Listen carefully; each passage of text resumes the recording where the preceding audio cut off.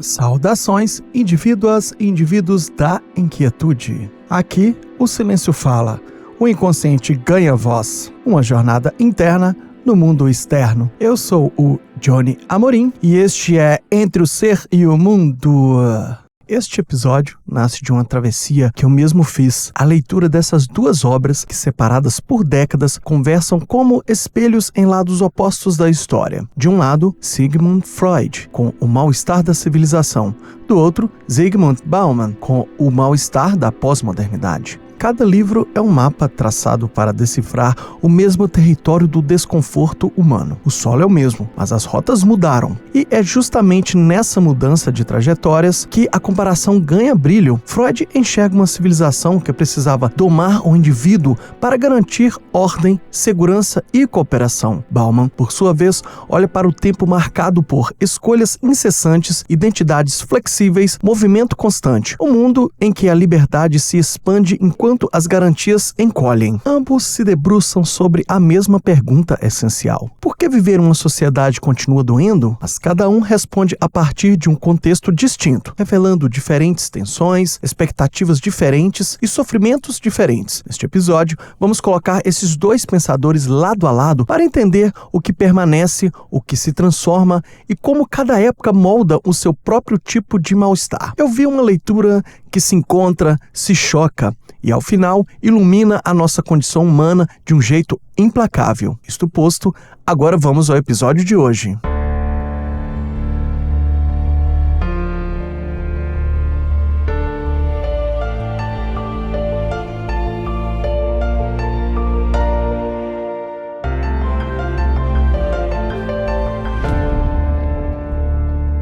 Eu tenho dois recados aqui para você. Primeiramente, eu queria agradecer muito você ter me acompanhado, chegado até aqui. Foi um grande processo, um grande aprendizado para mim, muitos retornos. Eu agradeço demais todo mundo que tem curtido o podcast, ouvido e interagido. Gostaria de informar a vocês que eu vou dar uma pequena pausa neste final de ano. Voltarei no dia 12 de janeiro. Estaremos juntos e quem sabe aí eu já inicie a segunda temporada do podcast Entre o Ser e o Mundo. E claro, o segundo recado, que não pode faltar, mas eu preciso realmente da sua ação. Se você está curtindo este trabalho, compartilhe com os parentes, com os amigos. Isso nos torna mais relevantes na rede. Vocês sabem como isso funciona, será de grande valia para a gente. Eu agradeço imensamente esta ação e vamos juntos transformar Entre o Ser e o Mundo em uma referência de podcast. Então vamos lá, Freud parte de uma ideia desconcertante e elegante. A civilização cobra um preço, e esse preço é pago com a própria felicidade. O indivíduo humano é guiado pelo princípio do prazer, a busca por satisfação e a fuga da dor. Porém,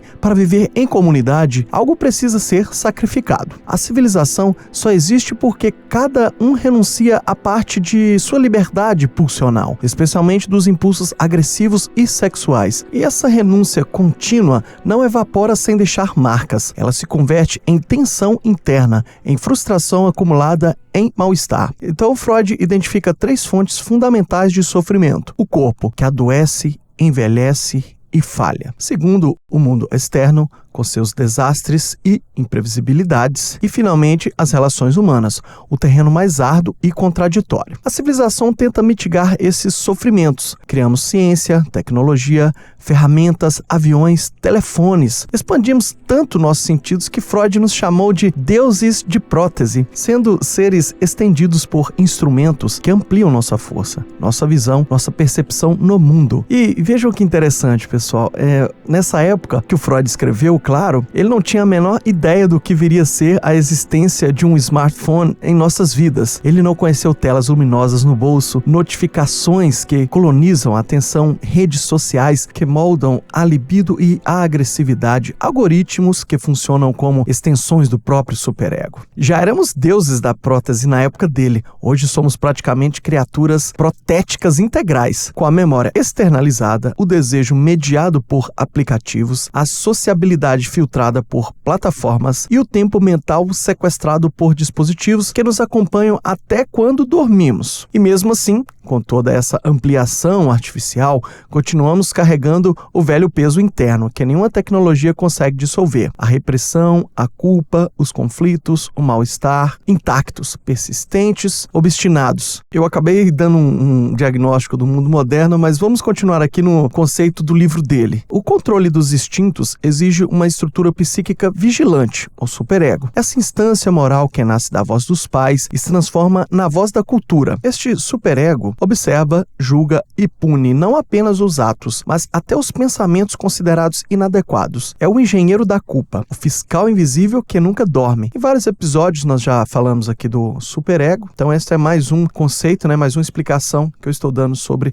essa instância interna nossa. Então é nesse cenário que Freud questiona um dos mandamentos culturais mais celebrados: amai ao próximo como a ti mesmo. Para ele, essa exigência é quase antinatural. Freud não enxerga a agressividade como falha moral, mas como potência estrutural do ser humano. Pedir que amemos indiscriminadamente é pedir que neguemos essa nossa força primária. E isso aprofunda ainda mais o conflito interno, gerando mais culpa, mais tensão e mais mal-estar. Por fim, ele observa a religião como uma tentativa coletiva de administrar o sofrimento. A religião traz essa promessa de proteção, sentido e recompensa. Para Freud, contudo, trata-se de um consolo infantil, uma narrativa capaz de acalmar, mas construída sobre a ilusão, não sobre a realidade. Freud traz uma imagem poderosa para explicar a mente humana: a comparação com a cidade de Roma. Ele reconhece as limitações da metáfora, mas ainda assim a utiliza porque ela captura algo essencial: a persistência do passado. Então vamos lá. Em Roma, um prédio antigo é demolido para que outro seja construído em seu lugar. Há substituição, apagamento, renovação. Já na mente humana, segundo Freud, nada desaparece por completo. O passado não é demolido, ele é sobreposto. Como se o Coliseu e um prédio moderno existissem ao mesmo tempo no terreno psíquico, ocupando simultaneamente o mesmo espaço, sem que um anulasse o outro. As experiências antigas permanecem ali, mesmo quando encobertas, corroídas ou fragmentadas. Nada some, tudo persiste, agindo no underground, subterraneamente, influenciando o indivíduo no presente, ainda que ele não perceba. Essa é uma das bases mais profundas da psicanálise, O passado ele continua operando, mesmo mutilado, mesmo irreconhecido, moldando desejos, medos e modos de ser. Portanto, o cenário freudiano se fecha como uma equação rigorosa. A civilização oferece segurança, ordem, previsibilidade, mas cobra caro, e o preço é a renúncia pulsional, o controle permanente dos instintos, a vigilância do superego, a culpa que se instala como uma espécie de taxa emocional permanente. Assim, o mal-estar não é acidente, falha ou azar. É estrutura, é consequência, mas também inevitável. Na visão freudiana, existe uma dose fixa de infelicidade que acompanha o indivíduo civilizado. É uma parte indissociável do controle que firmamos com a vida em sociedade. Então é o seguinte: depois de tantas renúncias, tantas adaptações, tantas máscaras, o que dentro de você ainda resiste em silêncio, recusando-se a morrer?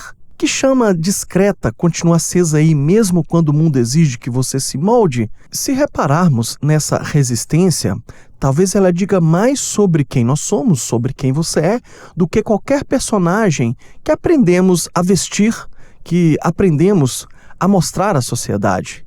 Pense.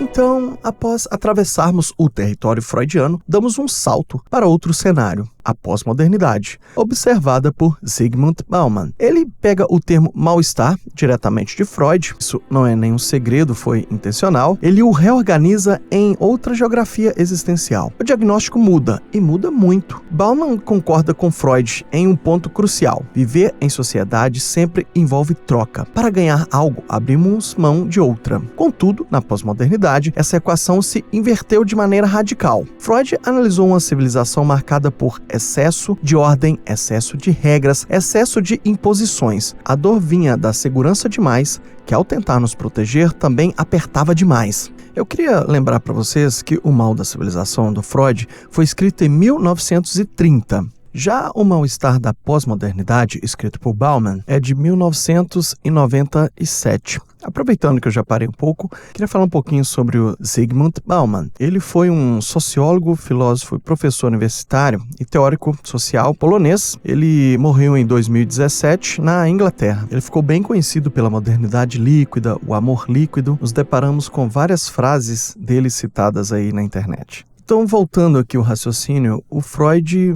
ele mostrava um excesso de ordem, né? Aquele controle. Já o Bauman afirma que o nosso tempo, o sofrimento nasce do extremo oposto. Temos uma quantidade imensa de liberdade, especialmente a liberdade de escolher, mas quase nenhuma segurança para sustentar essas escolhas. É como trocar uma jaula estável por um deserto aberto, onde cada passo é possível, porém nenhum é garantido. Na sociedade pós-moderna, ser flexível, reinventável, adaptável e sempre pronto para a próxima experiência virou regra. A identidade virou um projeto infinito. O novo virou uma obrigação moral. E a liberdade, sobretudo no mercado, virou um suprassumo do valor social. Mas essa liberdade sem alicerces faz o chão tremer. As estruturas que antes davam direção aos indivíduos, o emprego estável, as comunidades sólidas, os papéis claros na sociedade, as ideologias que explicavam o mundo. Todas essas ancoragens se desfizeram. Zygmunt Bauman usa a metáfora do líquido exatamente para ilustrar esse derretimento. O que antes era sólido virou instável, o que era fixo, fluido, e o que era durável, temporário. O resultado é uma nova forma de mal-estar, a responsabilidade absoluta sobre a própria vida, jogada inteiramente nas costas do indivíduo. E com ela vem novos fantasmas, a ansiedade da escolha infinita, o medo de falhar, o pânico de se tornar obsoleto, a angústia de não corresponder à expectativa de se reinventar o tempo todo e a sensação de estar sempre atrasado, como quem corre numa esteira que nunca diminui a velocidade. Se Freud descreveu um mal-estar produzido pelo excesso de contenção, Bauman descreve um mal-estar produzido pelo excesso de exposição. Se antes o indivíduo sofria pela pressão da ordem, agora ele sofre pela falta de proteção. A segurança, mesmo quando era opressora, dava ao menos um contorno ao mundo. Agora ela evapora. Emprego garantido é raridade, vínculos sociais se afrouxam, relações se aceleram e o indivíduo se vê lançado num oceano de possibilidades, mas com poucos recursos emocionais, materiais ou comunitários para aprender a nadar. A liberdade existe, sim, mas é uma liberdade sem rede de segurança e, portanto, uma liberdade angustiante. Aqui Bauman aponta o núcleo do mal-estar pós-moderno, a insegurança de viver num mundo sem garantias coletivas e sem promessas futuras que legitimem o sacrifício presente. É a sensação de flutuar sem âncora, de viver num tempo onde o futuro é uma aposta arriscada e a própria liberdade assume o rosto da ansiedade. Eu deixo para vocês a seguinte indagação. No mundo onde quase tudo vira escolha, movimento e reinvenção, você sente que a liberdade te expande ou te afunda? Será que essa vastidão de possibilidades é um horizonte ou um precipício? Pense.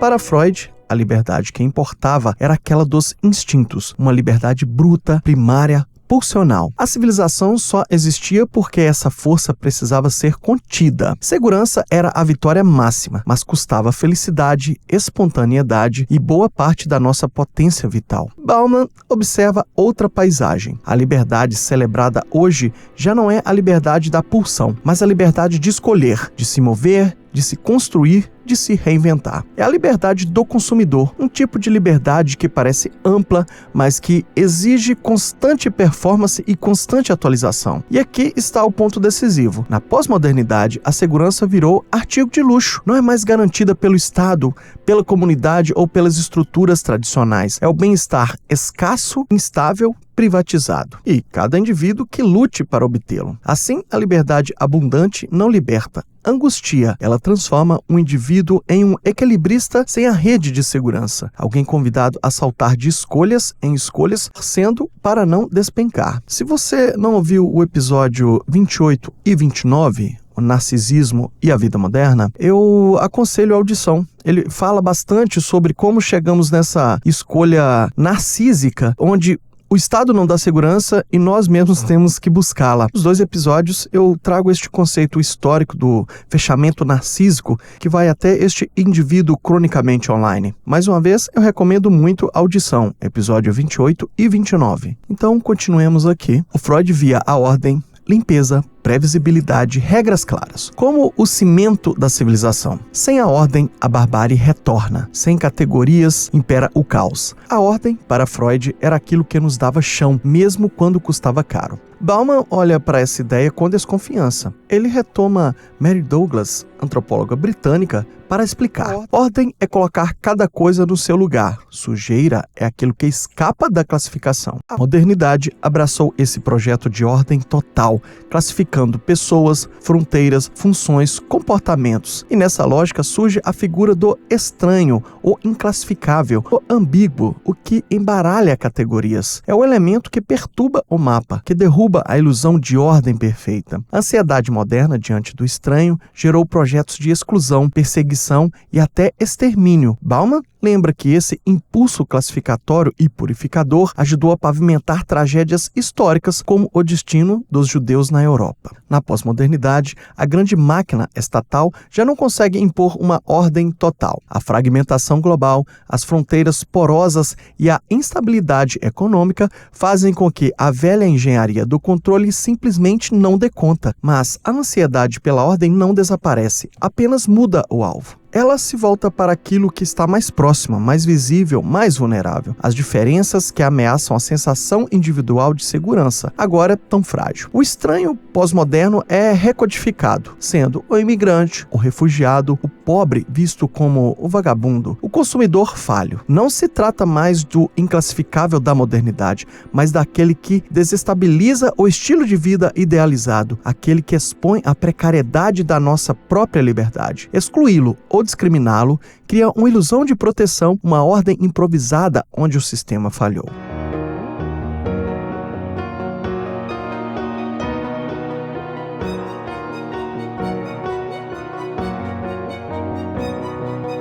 Ainda neste cenário, o Bauman apresenta 2 figuras emblemáticas. O turista, o símbolo perfeito da liberdade pós-moderna. Ele viaja porque quer, experimenta lugares como quem troca de roupas, consome destinos, não tem raízes, não deve nada a ninguém. É o ícone da flexibilidade celebrada pela sociedade de consumo. Já o outro, o vagabundo, a sombra estrutural do turista. Ele também se move, mas não porque quer, move-se porque é expulso. Não pertence a lugar nenhum, não é desejado por ninguém. Ele é o excedente da globalização, o resíduo humano do mundo que celebra mobilidade e experiência. E Bauman é cirúrgico. A liberdade do turista depende da exclusão do vagabundo. Vejam que interessante.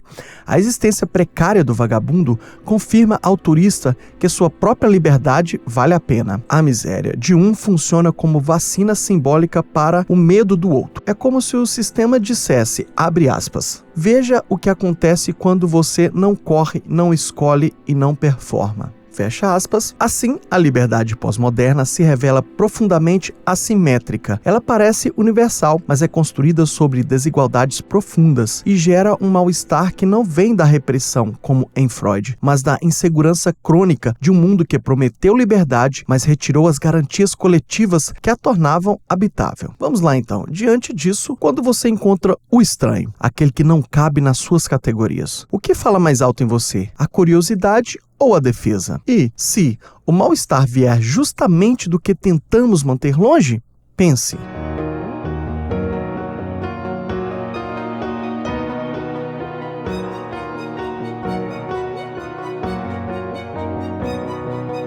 Freud conferia enorme peso à agressividade humana. Para ele, trata-se de uma pulsão básica, quase biológica, que a civilização precisa domar. As regras, o superego, as instituições, tudo isso existe para conter esse impulso. E quando essa agressividade não pode ser expressa diretamente, ela se desvia para fora, transformando-se nos conhecidos movimentos de nós contra eles, que fortalecem a coesão interna às custas da hostilidade externa. Bauman não nega essa dimensão pulsional. No entanto, desloca o foco. O que importa hoje não é tanto a agressividade individual, mas os mecanismos sociais que produzem exclusão, medo e diferença. A pós-modernidade altera o cenário. O inimigo não é mais o rival clássico, a ultraclasse, o outro país, o oponente claro. Agora, o desconforto nasce da figura do estranho. Esse personagem ambíguo, viscoso, difícil de classificar, escapa das categorias com as quais tentamos ordenar o mundo. O estranho incomoda, não porque ameaça diretamente, mas porque perturba as nossas fronteiras simbólicas. Ele torna visível a fragilidade da ordem que tentamos manter. E um sistema que idolatra liberdade de consumo, movimento e autonomia acaba produzindo sua própria classe de excluídos, os consumidores falhos. Esses indivíduos são bombardeados pelas promessas do mercado, internalizam a ideia de que consumir é o caminho para a felicidade,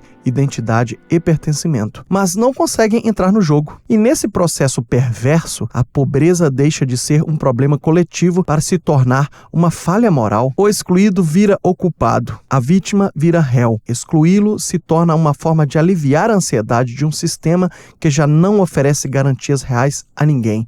É muito injusto. Bauman aponta ainda para uma forma específica de racismo, o diferencialista. Um discurso que parece celebrar a diversidade, abre aspas, cada cultura é especial, somos todos diferentes, fecha aspas, mas que, na prática, usa essa diferença como muro. A diversidade vira desculpa para a separação. Cada grupo no seu canto, cada identidade isolada. A diferença é romantizada para justificar a indiferença. Vejam o resultado. A sociedade evapora. A ética universal perde espaço. A responsabilidade pelo outro se dissolve diante de fronteiras simbólicas que parecem naturais, mas são cuidadosamente produzidas. No fundo, Bauman mantém o coração da tese freudiana. Viver junto sempre cria tensão. Sempre haverá um atrito entre o desejo individual e a exigência coletiva. Isso não muda. O que muda radicalmente é o cenário onde essa tensão se desenrola. Freud analisava uma sociedade industrial, hierárquica, disciplinar, centrada na produção. Uma sociedade que mantinha a ordem através da repressão direta dos instintos. Bauman olha para o mundo completamente transtornado. Uma sociedade pós-industrial, globalizada, centrada no consumo, hiperindividualista e marcada por uma insegurança estrutural. É como se tivéssemos saído da fábrica e entrado no shopping. O controle deixou de ser exercício pelo proibido e passou a operar pelo convite sedutor. A ordem rígida deu lugar à incerteza. A vigilância moral do superego foi parcialmente substituída por indicadores sociais, métricas de desempenho, competitividade, gostos, seguidores e capacidade de atualização. O mal-estar, portanto, muda de natureza. Em Freud, o sofrimento vinha principalmente da repressão dos desejos. Em Bauman, o sofrimento nasce da ansiedade da liberdade sem sustentação, uma liberdade que promete o mundo inteiro, mas entrega ao indivíduo a responsabilidade solitária por tudo. É a angústia de se manter à tona num mar de incertezas, a insegurança crônica nas relações, no trabalho, na identidade, a exclusão daqueles que não conseguem seguir o ritmo acelerado das expectativas sociais. A luta já não é tanto entre o ego, superego e instintos. A luta agora é social, econômica e existencial. Um combate solitário para não ser descartado, não se tornar obsoleto e não cair na categoria dos consumidores falhos. Acho que eu já fiz um resumo até um pouco repetitivo sobre o que eu já disse, mas é realmente para dar fixação. Então vamos fazer aqui essa conclusão completa sobre tudo. O Freud mostrou o preço da segurança e da ordem. Bauman mostrou o preço da liberdade sem garantias.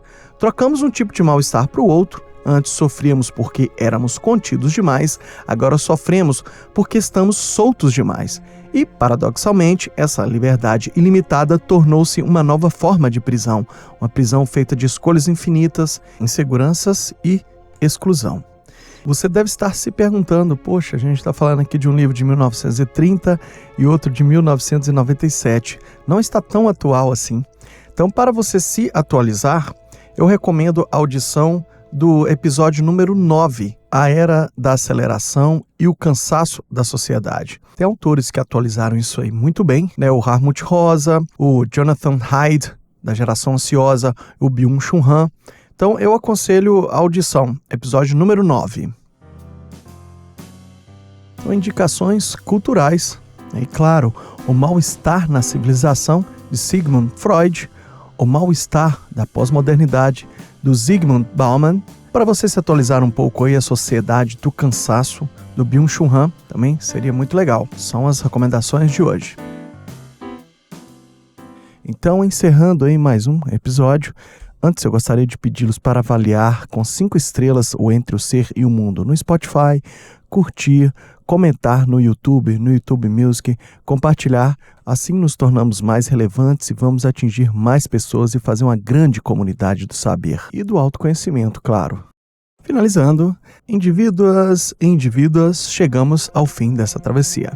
Freud nos mostrou que a civilização cobra caro, Bauman revelou que a liberdade sem garantias também cobra, entre repressão e excesso, ordem e incerteza, segurança e autonomia, o mal-estar continua pulsando como um segundo coração dentro de nós. Talvez a pergunta silenciosa que fica não seja como acabar com o mal-estar, mas como viver com ele sem perder a humanidade, lucidez e ternura? Porque, no fundo, a busca por liberdade não pode ser feita sem laços, e o desejo por segurança não pode ser feito sem dignidade compartilhada. Se existir um caminho, ele talvez seja em reconstruir juntos um espaço onde liberdade não esmague e onde a segurança não aprisione. Um espaço onde o indivíduo não precisa escolher entre respirar e pertencer. Eu desejo a todos ótimas festas, um Feliz Natal e um próspero Ano Novo. Até 2026. Um forte abraço. Nos siga nas redes sociais, mas principalmente siga refletindo. Até o próximo episódio, pessoal.